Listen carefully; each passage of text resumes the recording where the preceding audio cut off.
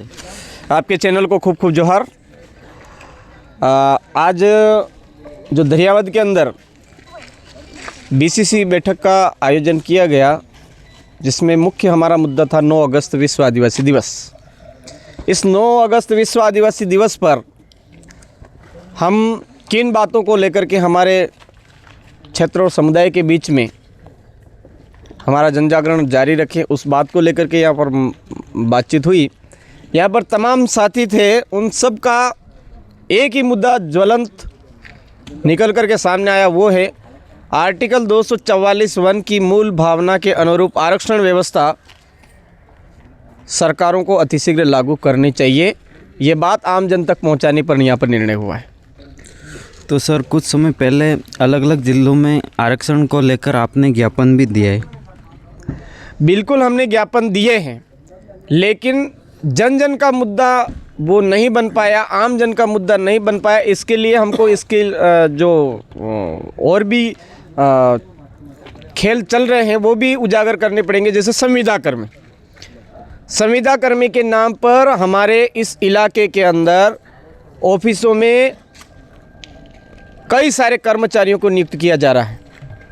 अब वो संविदा कर्मी है, उनसे हमारा नुकसान ये हो रहा है कि हमारे यहाँ के अनुसूचित क्षेत्र के जो बेरोज़गार हैं, उनके निवाले पर कहीं ना कहीं लात पड़ रही है, क्योंकि संविदा कर्मी के जरिए ही इस इलाके के रोज़गार को ख़त्म किया जा रहा है। ये पूरी तरह से क्लियर हो चुका है। एक आज यहाँ पर तहसीलदार महोदय यहाँ के लोगों की मूल भावना के अनुरूप काम नहीं कर पा रहे, उसका कहीं ना कहीं कारण है तो वो संविदा कर्मी है।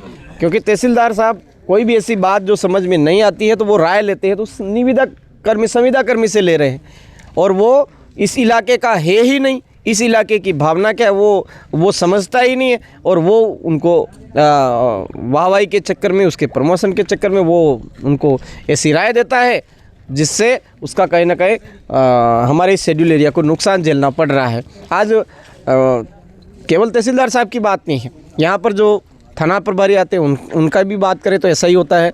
यहाँ पर एसडीएम साहब है तो उनका भी ऐसा ही मामला होता है, और कलेक्टर साहब है, वहाँ पर भी ये इसका दुष्प्रभाव पड़ रहा है। तो हम सीधे सट इस बार आम जन के बीच में ये बात ले जा रहे हैं कि शेड्यूल एरिया के अंदर शेड्यूल एरिया के जो आदिवासी, उनकी बोली, भाषा, संस्कृति, रीति रिवाज, परंपरा को जो जानने वाला हो, उसी को यहाँ पर सर्विस दी जाए, सेवा में लिया जाए। ये बात हम आम जन का एक मुद्दा बनाना चाहते हैं। दूसरी बात, हमारे इस इलाके के अंदर आज प्रतापगढ़ ज़िले में कम से कम 325 लगभग ये पवन चक्कियाँ लगी हुई है, असंवैधानिक रूप से लगी हुई है, गलत तरीके से लगी हुई है, लाखों करोड़ों अरबों रुपए कमा रही है।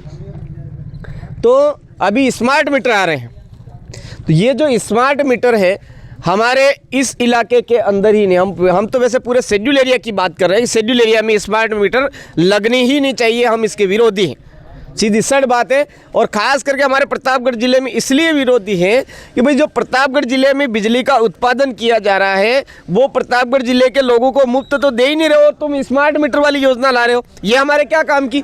हमारे केरोसिन पहले आता था तो मान लो लाइट नहीं भी हो तो हमारे कम से कम चिमनी जला करके हम उजाला कर लेते थे, लेकिन आज मूलभूत आवश्यकता है बिजली, और उसके ऊपर तुम स्मार्ट मीटर वाली योजना ला रहे हो। ये कहीं ना कहीं हम बर्दाश्त नहीं करेंगे।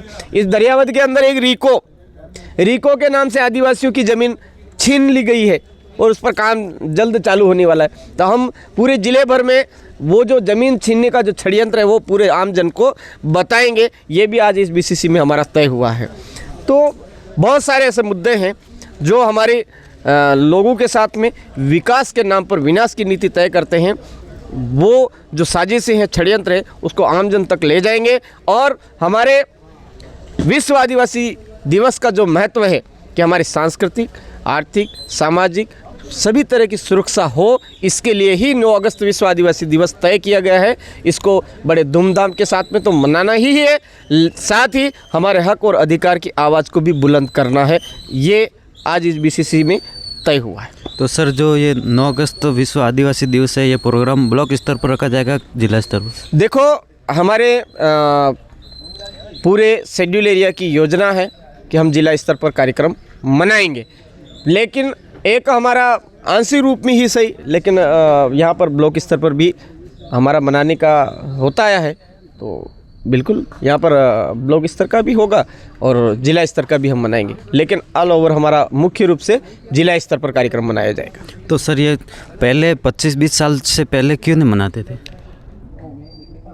25-20 साल पहले की बात करो आप, तो मैं आपसे कहना चाहूँगा कि ये 1982 के अंदर संयुक्त राष्ट्र संघ की एक बैठक होती है। कब? 1982 में।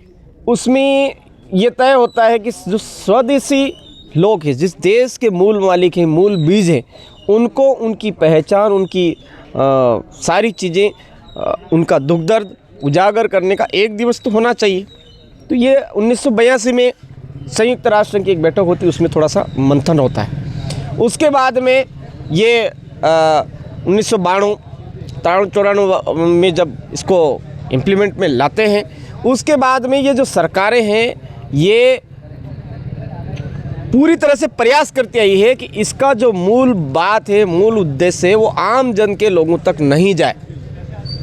लेकिन वो ज़्यादा दिन तक छुपा नहीं। बुद्धिजीवी आदिवासियों के कुछ लोग थे, उन्होंने वो चीज़ पता चल गई कि यूएनओ द्वारा, हमारा संयुक्त राष्ट्र संघ द्वारा ये 9 अगस्त विश्व आदिवासी दिवस घोषित हो चुका है और हमको मनाने का मौका ही नहीं दिया जा रहा है।